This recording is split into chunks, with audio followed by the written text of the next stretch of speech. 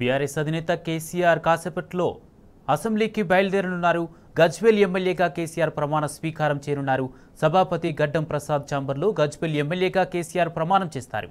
ఇదే అంశానికి సంబంధించి పూర్తి అప్డేట్స్ మా ప్రతినిధి వంశీ అందిస్తారు. వంశీ,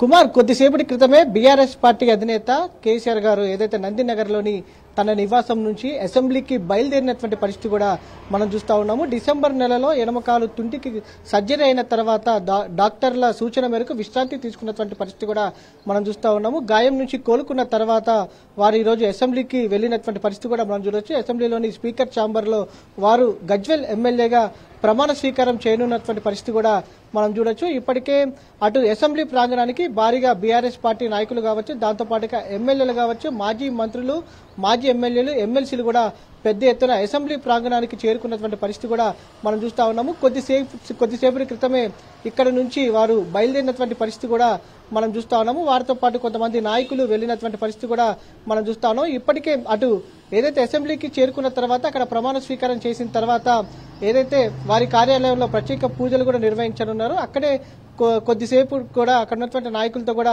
మాట్లాడే అవకాశం ఉన్నట్టు కూడా తెలుస్తా ఉంది.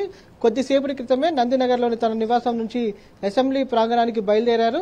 అసెంబ్లీకి కాసేపట్లో అసెంబ్లీకి కూడా చేరుకునే అవకాశం ఉంది. కుమార్, వంశీ, ఇప్పుడు ప్రమాణ స్వీకారానికి బీఆర్ఎస్ పార్టీ నుంచి ఇంకెవరెవరు హాజరవుతున్నారు?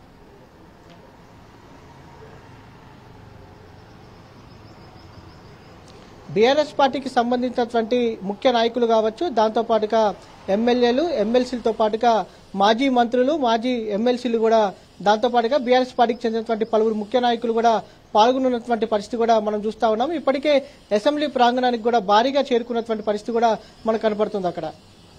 Right, thank you Vamsi.